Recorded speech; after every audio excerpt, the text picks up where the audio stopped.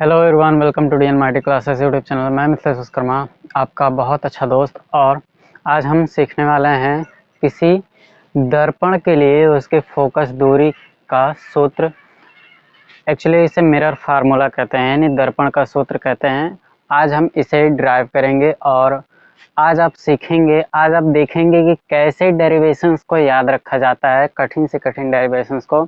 हालांकि आपने इस चीज़ को हाई स्कूल में भी पढ़ा होगा, लेकिन एक बार फिर से इसे हम रिवाइज करते हैं क्योंकि हम क्लास 12th का पढ़ा रहे हैं और इसके सिलेबस में है, इस वजह से हम एक बार फिर से इसे दोहरा रहे हैं। और आप देखते रहिए और वीडियो के लास्ट तक बने रहिएगा ताकि आपको हम जो भी समझाएं वो चीज़ें बहुत अच्छे से समझ में आ जाए।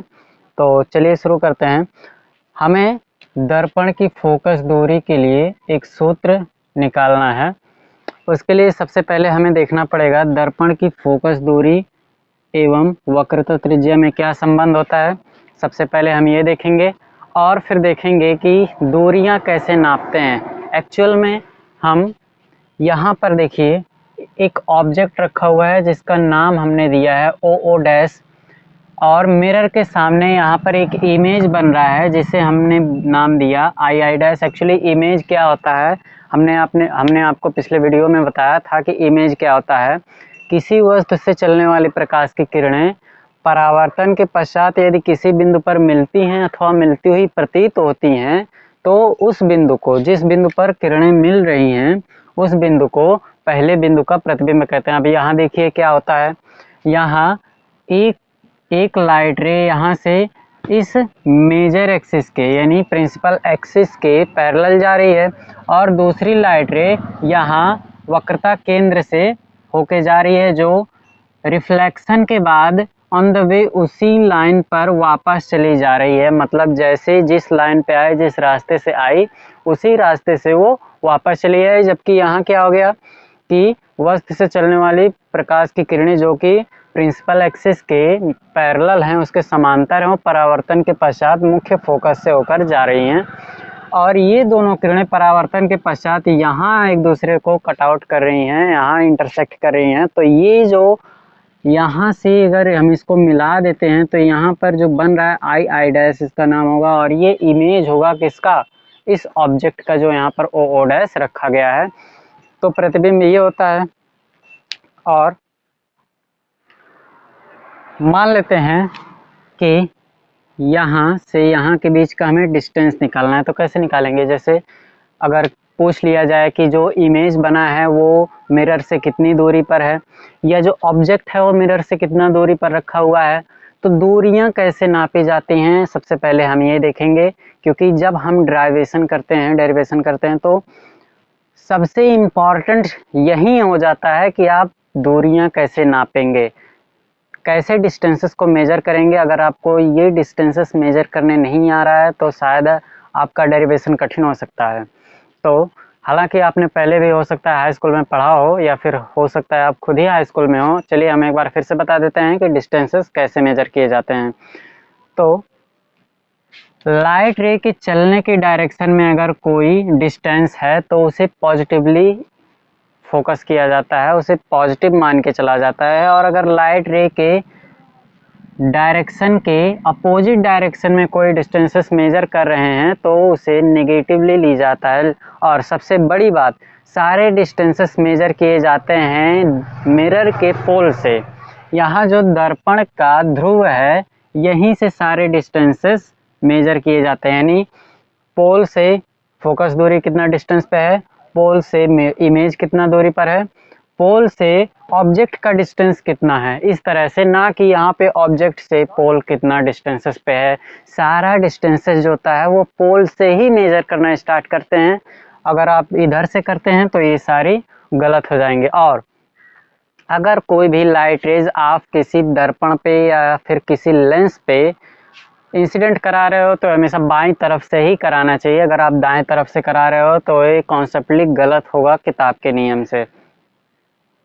और यहाँ पर हमने एक छोटा सा परपेंडिकुलर डाला हुआ है। ये जो ये इनके बीच का जो डिस्टेंस है वो ना के बराबर हम मान के चलते हैं। मान लीजिए डिस्टेंस x है तो ये x का डिस्टेंस जो है वो ना के बराबर लेके चलते हैं, क्योंकि ये जो मिरर है,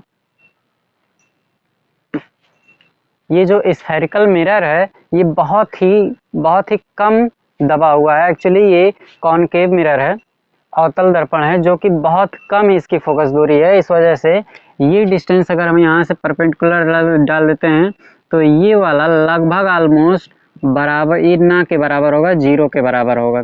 ऐसी चीज़ों को हम नेग्लेक्ट कर देते हैं, इसको उपेक्षित कर देते हैं। तो चलिए हम और कुछ देखते हैं। दर्पण की फोकस दूरी एवं वक्रता त्रिज्या में संबंध। दर्पण की जो फोकस दूरी होती है वो हमेशा दर्पण की वक्रता त्रिज्या की आधी होती है। इसे ऐसे भी लिख सकते हैं, R is equal to, sorry यहाँ बराबर का चिन्ह रहेगा, R is equal to 2F, कुछ इस तरह से। और ये चीज़ें आप नोट करके रखिए, जब हम डेरिवेशन में आगे चलेंगे तो ये बहुत ही काम आने वाला है। और चलिए देखते हैं, यहाँ पे हमने एक बनाया हुआ है ऑब्जेक्ट जिसका नाम है ओ डैश, और यहाँ पर है एक इमेज जिसका नाम हमने दिया है आई डैश। यहाँ पर है वक्रता त्रिज्या, और ये फोकस दूरी, ये है पोल जिसे हम ध्रुव कहते हैं। और अब हम चलिए डेरिवेशंस करना स्टार्ट करते हैं। आप सबसे पहला काम क्या करेंगे, आप दो ट्रायंगल निकालेंगे, पहले ऑब्जेक्ट के बीच में और मिरर के बीच में। ऑब्जेक्ट और मिरर के बीच में आप क्या निकालेंगे, दो ट्रायंगल निकालेंगे। इन दोनों ट्रायंगल का आप लिखेंगे ओ डैश सी एवं आई डैश सी में। ट्रायंगल ओ डैश सी तथा आई डैश सी में। इस ट्रायंगल में हम क्या देखते हैं कि समरूपता सिद्धांत से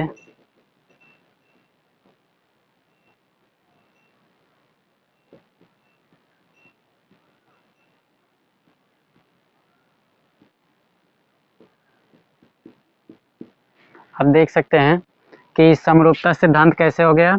ये 90 डिग्री का एंगल बना रहा है, यहाँ भी 90 डिग्री का एंगल बना रहा है।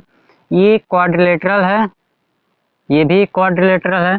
तो इस दो प्रूफ के मदद से हम ये प्रूफ करते हैं कि ये वाला ट्रायंगल और ये वाला ट्रायंगल समरूप है। मतलब इसकी तीनों भुजाएं और इसकी तीनों भुजाएं भी इक्वल ही मानी जाएंगी। एक्चुअली ये ट्रायंगल छोटा बड़ा है, इस पे मत ध्यान दीजिएगा, ये केवल समरूप हैं, हम ये कह रहे हैं।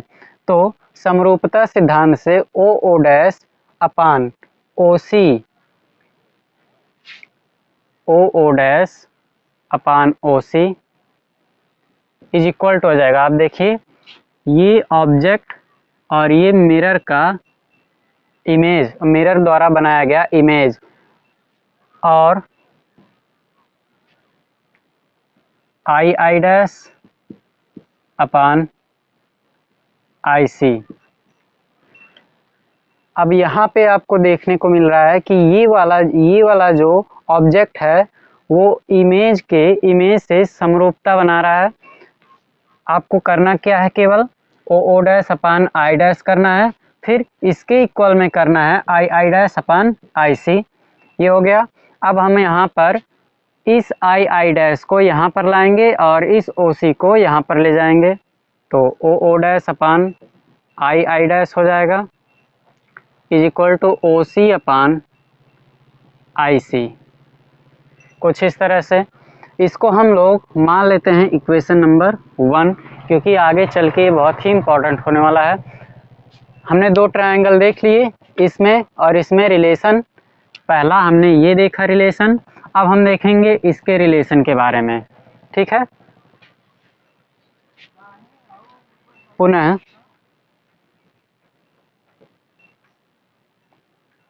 ट्रायंगल, अब इस ट्रायंगल में देखेंगे ए बी एफ में और आई डैश एफ में। ए बी एफ तथा आई डैश एफ में। इसमें भी देखेंगे समरूपता सिद्धांत से।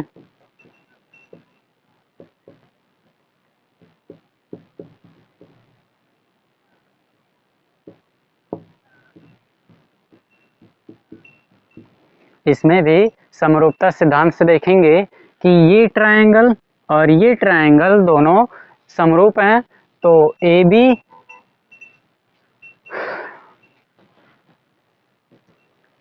अपान B F is equal to I dash upon I F, I dash upon I F. ये चीज़ें आपको बहुत ही अच्छे तरीके से समझ में आ गई होंगी कि हमने पहले इस ट्रायंगल में ये जो ओ सी दिख रहा है ये वाला ट्रायंगल और आई सी दिख रहा है ये वाला ट्रायंगल में हमने रिलेशन फाइंड आउट किया, तो हमें इक्वेशन नंबर 1 देखने को मिला, जो कि है O dash upon I dash is equal to O C upon I C. हमें कहाँ से मिला है? पहले हमने देखा ओ डैश अपान ओ सी यहाँ पे, फिर दूसरे ट्रायंगल में आई डैश अपान आई सी यहाँ पे। हमने फिर इसको इधर भेज दिया और ओ सी को यहाँ ऊपर भेज दिया, तो हमें ये मिल गया। अब हम फिर से देखेंगे इस ट्रायंगल में और इस ट्रायंगल में, इस आई डैश एफ में और ए बी एफ में।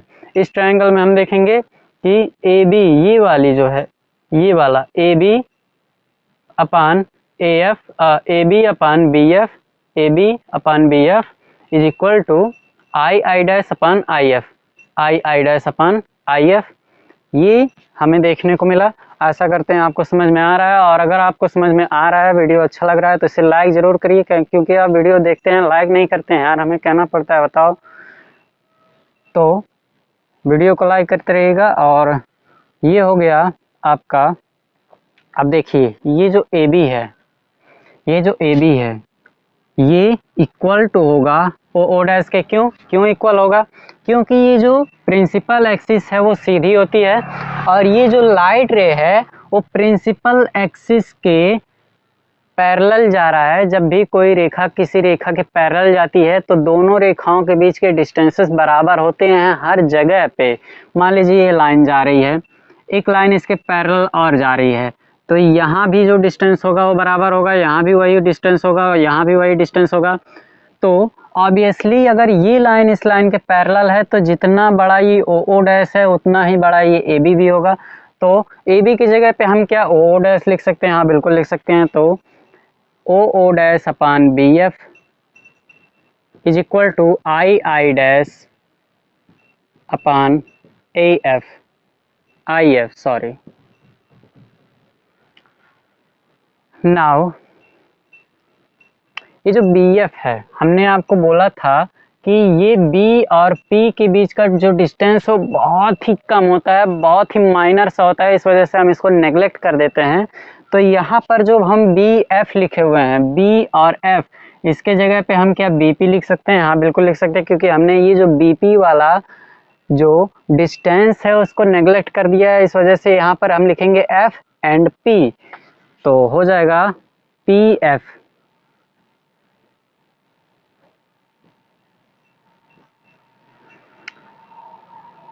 तो ये हो गया आपका इक्वेशन नंबर 2, ऐसे मान सकते हैं।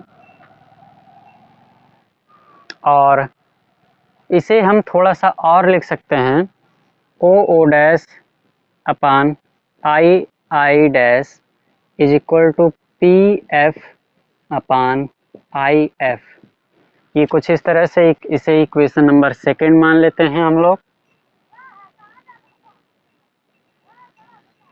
और सेकंड में क्या रिलेशन हमें फाइंड आउट हुआ? तो ओ डैश यहाँ भी है, ओ डैश यहाँ भी है, आई डैश यहाँ भी, आई डैश यहाँ भी, यानी O dash upon I dash, O dash upon I dash. तो इस ये जो ओ डैश अपान आई डैश है वो ओ सी अपान आई सी के इक्वल है, और यहाँ भी ओ डैश अपान आई डैश है, तो ये क्या है? P F upon I F के इक्वल है। तो O C upon I C is equal to P F upon I F हो जाएगा। हाँ बिल्कुल हो जाएगा। तो हम यहाँ पर लिखते हैं O C upon I C is equal to P F upon I F. ये हो गया आपका एक नया इक्वेशन। अब इसी इक्वेशन के आगे हमें चलना है।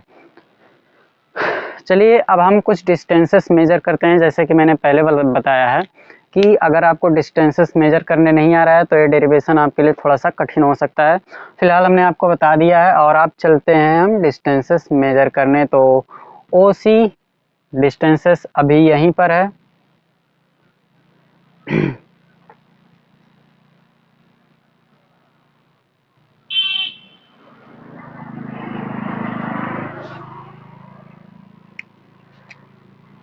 पहले हम ओ सी मेजर करेंगे। ओ सी ये डिस्टेंस को हम क्या मान के चलेंगे। और अब देखिए ओ है, सबसे पहला हमने ये बताया है कि आपको जितने भी डिस्टेंसेस मेजर करने हैं वो पोल से होना चाहिए, यानी ध्रुव से होना चाहिए। तो यहाँ तो कहीं पोल नहीं नज़र आ रहा है, तो हम चलिए कुछ एक्स्ट्रा दिमाग लगाते हैं। अगर ये ओ और पी ले लें, ठीक है, ओ पी ये पूरा डिस्टेंसेस मेजर हो रहा है, और अगर हम उसमें से सी पी घटा दें तो हमें ये वाला डिस्टेंस तो ऑब्वियसली मिल जाएगा।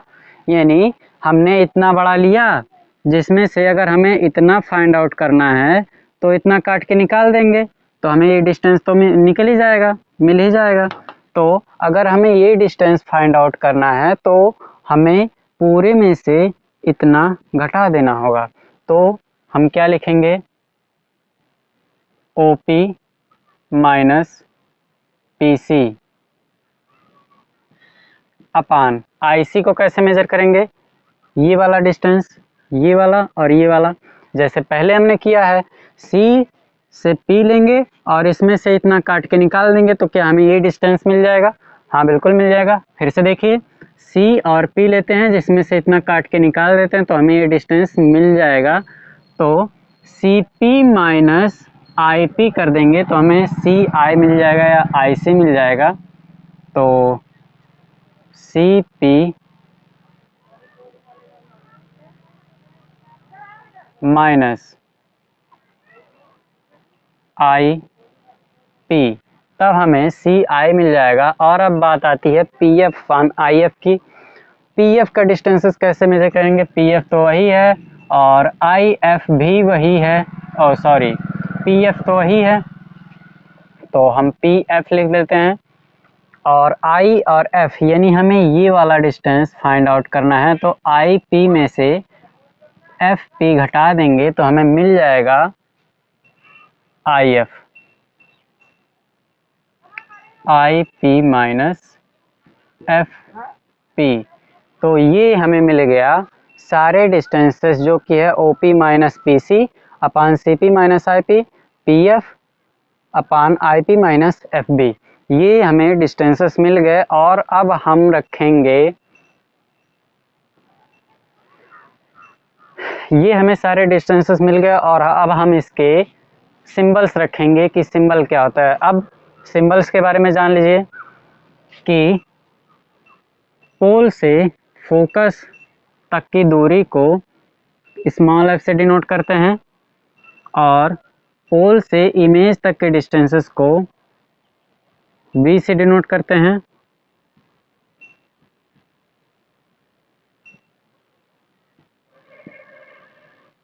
और पोल से ऑब्जेक्ट के डिस्टेंसेस को यू से डिनोट करते हैं।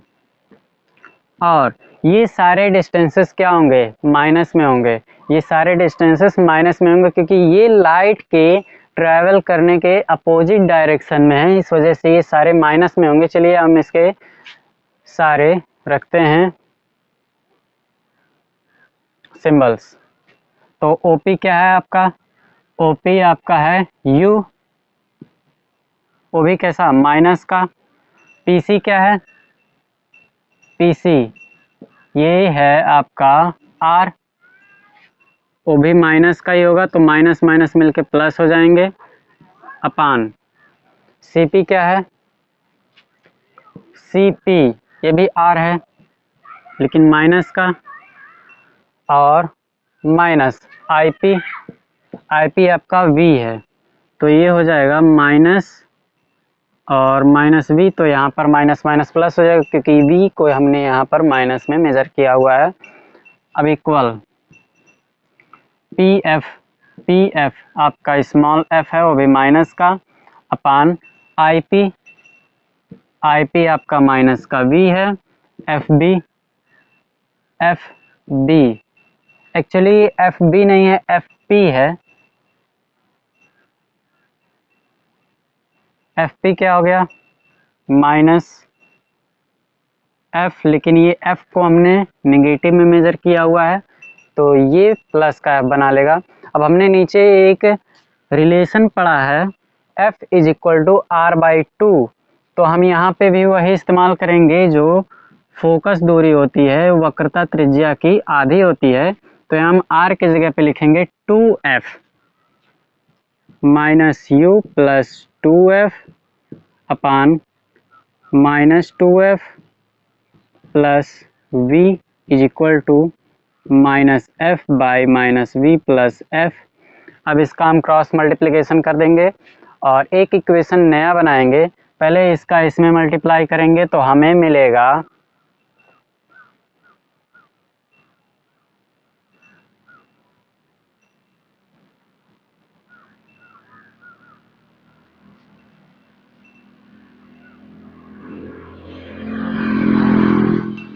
पहले इसका मल्टीप्लाई इसमें करते हैं तो हमें मिलेगा प्लस माइनस माइनस प्लस हो जाता है तो u v मिलेगा।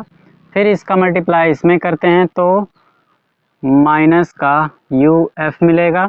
फिर इसका मल्टीप्लाई इसमें करेंगे तो मिलेगा माइनस का 2fv या फिर 2vf। फिर इसका मल्टीप्लाई इसमें करेंगे तो मिलेगा प्लस का 2f स्क्वायर, और इसी तरह से दूसरा प्लस का 2f स्क्वायर और माइनस का fv, ये हमें मिल गया। अब हम इन दोनों को इस साइड लेके आते हैं, देखते हैं हमें क्या मिलता है। यहाँ पर हम सबसे पहले लिखेंगे 2f स्क्वायर प्लस uv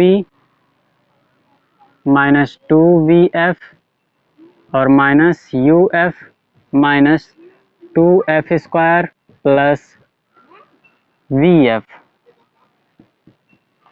ये fv को मैंने vf कर दिया है।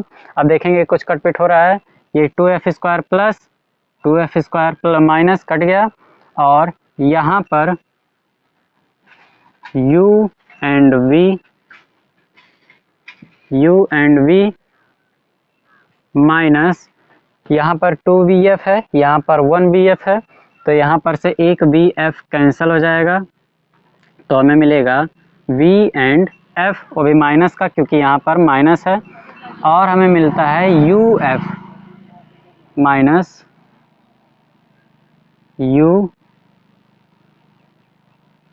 uf।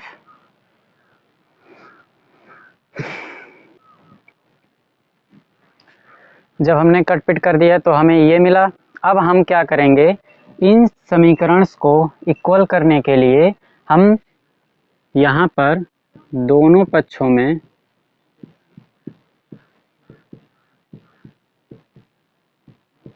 u, v and f से भाग देंगे।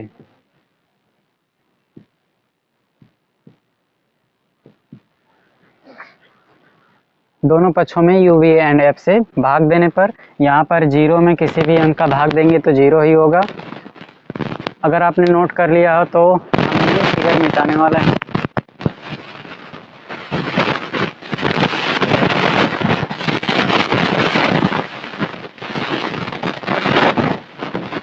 नहीं नोट किया था तो थोड़ा सा बैक करके पॉज करके आप उसे बना लें, या फिर जो हम नोट आपको देंगे ज़रूर आप नोट करिएगा। यहाँ पर जब हम इसको भाग देंगे तो u and v upon u vf minus vf upon u vf minus uf upon u vf 0 में भाग देंगे 0 होगा। यहाँ से u और v कट गया, बचा 1/f माइनस यहाँ से vf कट गया तो बचा 1/u माइनस uf कटा बचा 1/v इक्वल टू 0। यहाँ 1/f, यहाँ से इसको इक्वल के उस साइड भेजेंगे तो हमें मिलेगा 1/u प्लस 1/v। ये आपका दर्पण का फार्मूला है जहाँ पर f फोकस दूरी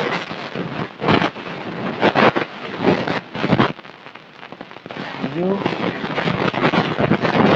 वस्तु की दूरी कहाँ से, दर्पण से वस्तु की दूरी, और v प्रतिबिंब की दूरी है।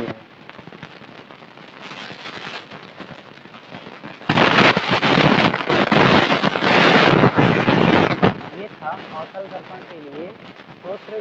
दर्पण, ये अवतल दर्पण और उत्तल दर्पण दोनों का सूत्र है। एक्चुअली अवतल दर्पण से निकाला गया है और अगले वीडियो में हम निकालेंगे उत्तल दर्पण द्वारा।